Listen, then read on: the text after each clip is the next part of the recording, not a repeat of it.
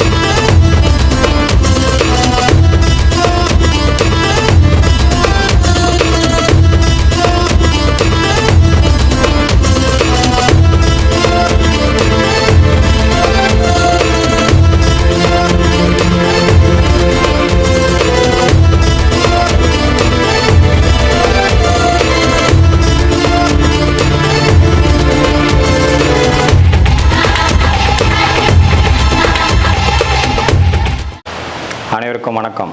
இப்போ நம்ம எங்கே இருக்கிறோம் அப்படின்னா தென்காசி மாவட்டம் செங்கோட்டை வட்டம் 3 வாய்க்கால் கிராமத்தில் இருக்கிறோம்.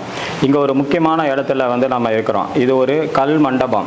இது தென்காசி பாண்டியர்களால் கட்டப்பட்ட ஒரு கல் மண்டபம். இந்த கல் மண்டபத்தில் முக்கியமான விஷயங்கள் இருக்குது. எப்பவுமே ஒரு கல் மண்டபம் இருக்குது அப்படின்னா நம்ம பெரும்பாலான மக்கள் புறக்கணித்து விட்டு செல்வார்கள். அது ஒரு சாதாரண மண்டபம் அப்படின்னு நினச்சிட்டு போயிடுவாங்க. ஆனால் எந்த ஒரு கல் மண்டபம் இருந்தாலும் அந்த இடத்துல போய் நம்ம நின்று அதை ஆராய்ந்து பார்த்தோம் என்றால் அதில் சில முக்கியமான விஷயங்கள் மனிதர்களுக்கு சொல்லும் விதத்தில் அமைக்கப்பட்டிருக்கும் அந்த கல் மண்டபங்கள். அதே மாதிரி தான் இந்த கல் மண்டபத்திலையும் தென்காசி பாண்டியர்களால் கட்டப்பட்ட இந்த கல் மண்டபத்தில் ஒரு முக்கியமான விஷயம் இதில் இருக்கு. யோகத்தின் மிக முக்கியமான ஒரு யோகமான தண்டம், அதாவது யோக தண்டம். அந்த யோக தண்டத்தின் ஒரு பகுதியாக தண்டாசனம் அப்படின்னு இருக்கு. அந்த தண்டாசனத்தை பற்றிய ஒரு புடைப்பு சிற்பம் இந்த முக மண்டபத்தில் மேலே செதுக்கி வச்சிருக்காங்க. இது ஒரு புடைப்பு சிற்பம். இதுதான் பார்த்தீங்க அப்படின்னா தண்டாசனம். இப்போ நம்ம கோயிலில் சாமியை நம்ம கும்பிடுறோம். கும்பிடும் போது சாமி சிலைக்கு நம்ம இப்படி படுப்போம். இப்படி தான் நம்ம சாமியை இதுக்கு பேர் தான் தண்டாசனம். இந்த நிலையில தான் வந்து இப்போ இந்த புடைப்பு சிற்பம் இருக்கு. இவருடைய இந்த கையில சிவலிங்கம் வச்சிருக்காரு. நல்லா கவனிச்சோம் அப்படின்னா இறைவனை வந்து இந்த தண்டாசன முறையில் வணங்கும் போது அதுக்குன்னு சில குறிப்பிட்ட விஷயங்கள் பலன்கள் எல்லாம் நமக்கு நடக்கும் என்பதை வந்து இந்த புடைப்பு சிற்பம் வந்து சொல்லுது. இது தென்காசி பாண்டியர்களால் கட்டப்பட்ட ஒரு மண்டபம் என்பதற்கு வந்து அந்த கயல் மீன்கள் 2 இருக்கிறது. இதற்கு வந்து சாட்சி.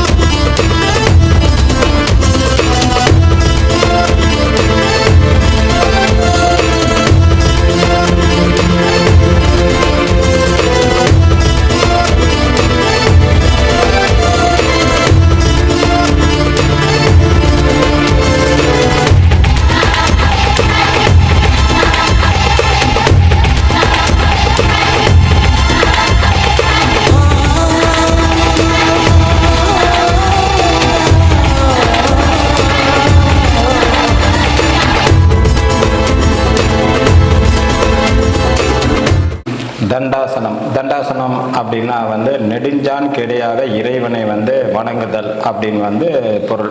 இதற்கு வந்து 2 விதமான பலன்கள் இருக்கு அப்படின்னு வந்து சொல்லலாம். ஒன்று வந்து உடல் ரீதியாக ஏற்படக்கூடிய பலன், உயிர் ரீதியாக ஏற்படக்கூடிய பலன் அப்படின்னு சொல்லலாம். நம்ம வந்து தண்டாசனம் நெடுஞ்சான் கிடையாக இறைவனை வந்து நம்ம வணங்கும் போது என்ன கிடைக்குது அப்படின்னா இறைவனுடன் 2 கலந்து இறைவனாகவே மாறி முக்தி என்ற மோட்ச நிலையை அடைவதற்குரிய ஒரு சாசனம். அதாவது பரிபூரண சரணாகதி, எல்லாமே நீதான் அப்படின்ற ஒரு முழுமையான நிலையில் தன்னை இறைவனுடன் ஒப்படைத்து விடுதல் வந்து பரிபூரண சரணாகதி. இது வந்து உயிர் ரீதியாக ஏற்படக்கூடிய பலன். உடல் ரீதியாக ஏற்படக்கூடிய பலன் அப்படின்னு பார்த்தோம் அப்படின்னா இது என்ன, இந்த தண்டாசனம் செய்யும் போது என்ன ஏற்படுது அப்படின்னா உடல் ரீதியாக முதுகு தசையை வந்து பலப்படுத்துகிறது, மையப்பகுதி மற்றும் முதுகெலும்பு வலிமையை வந்து மேம்படுத்துகிறது, தோள்பட்டை மற்றும் மார்பை வந்து நீட்டுகிறது, வலி மற்றும் மூட்டு வலியை வந்து போக்குகிறது, மன ஆரோக்கியத்தை மேம்படுத்துகிறது, அமைதியை வந்து ஊக்குவிக்கிறது,